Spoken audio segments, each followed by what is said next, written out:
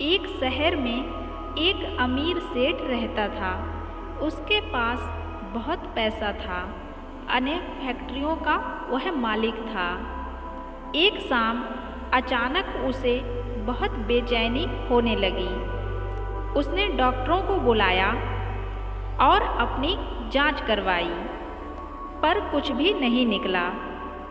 उसकी बेचैनी और बढ़ती गई और उसे समझ नहीं आ रहा था कि उसके साथ क्या हो रहा है।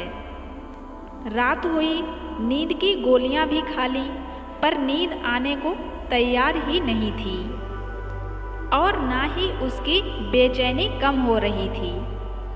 वह रात को उठकर 3 बजे घर के बगीचे में घूमने लगा और घूमते घूमते उसे लगा कि बाहर थोड़ा सुकून है।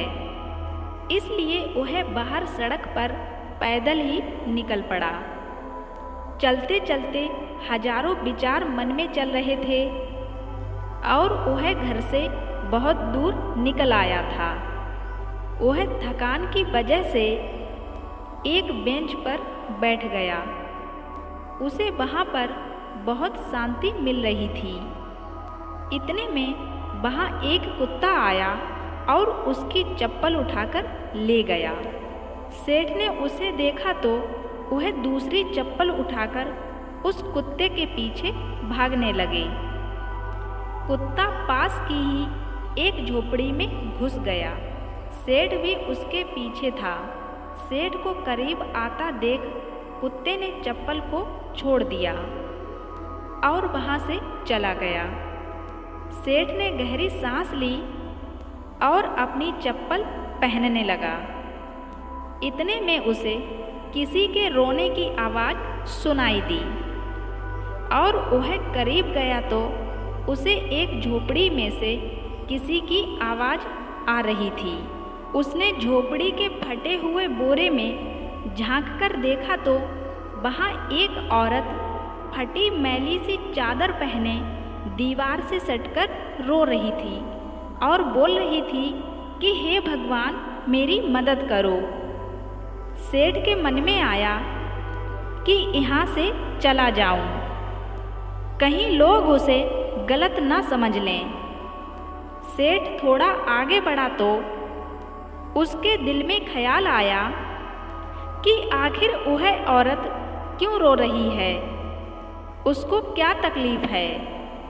उसने अपनी दिल की बात सुनी और झोपड़ी में जाकर दरवाज़ा खटखटाया।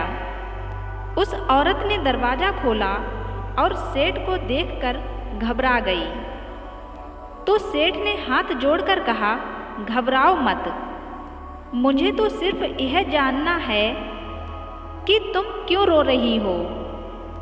औरत की आंखों से आंसू टपकने लगे और उसने पास ही एक छोटे से बिस्तर में लिपटी हुई उसकी 7 साल की बच्ची की ओर इशारा किया और रोते रोते कहने लगी, मेरी बच्ची बहुत बीमार है, उसके इलाज के लिए बहुत खर्चा लगेगा और मैं तो घरों में जाकर झाड़ू पोंछा लगाती हूँ, जैसे तैसे अपना पेट पालती हूँ।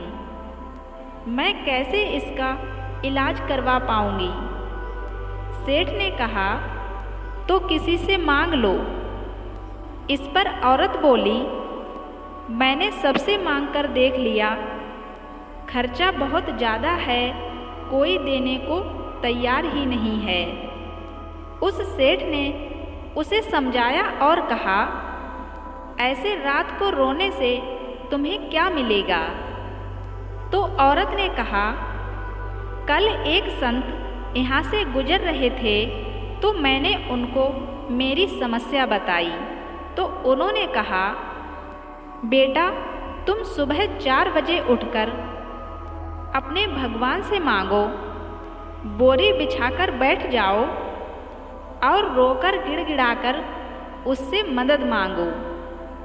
वह सबकी सुनता है और वह भगवान तुम्हारी भी जरूर सुनेगा। मेरे पास इसके अलावा और कोई चारा नहीं था।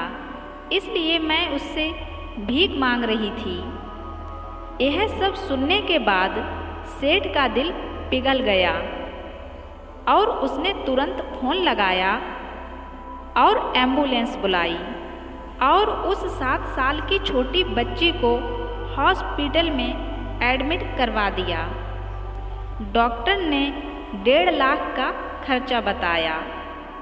सेठ ने बच्ची का पूरा खर्चा उठाया और उसका इलाज करवाया और उस औरत को अपने यहाँ नौकरी देकर उसे रहने के लिए एक जगह भी दे दी और उस बच्ची की पढ़ाई की जिम्मेदारी भी अपने ऊपर ले ली।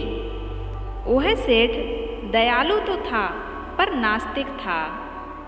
उसके मन में सैकड़ों सवाल चल रहे थे क्योंकि उसकी बेचैनी तो उस वक्त ही खत्म हो गई थी जब उसने एम्बुलेंस को बुलाया था।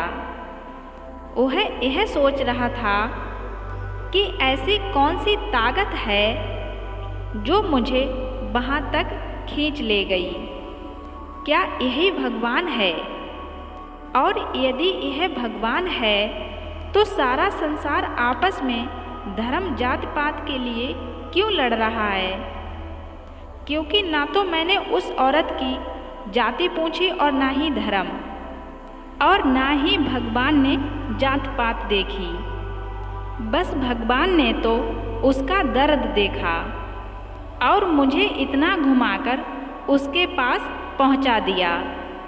अब सेठ समझ चुका था कि कर्म के साथ सेवा भी बहुत ज़रूरी है, क्योंकि इतना सुकून उसे ज़िंदगी में पहले कभी नहीं मिला था।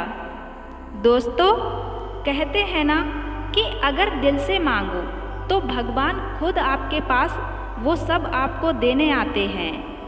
बस आपकी आत्मा सच्ची होनी चाहिए और आप दूसरों की मदद करोगे तो भगवान आपकी मदद करेंगे। हमेशा आपको शांति मिलेगी। यही ज़िंदगी है। दोस्तों, यह कहानी आपको अच्छी लगी हो तो मेरे चैनल को सब्सक्राइब ज़रूर कर देना और साथ ही बेल आइकन को प्रेस करके ऑल पे क्लिक कर देना, जो ऐसी ही खूबसूरत कहानी आपको जल्दी से मिल जाए। और वीडियो को लाइक शेयर करना ना भूलें।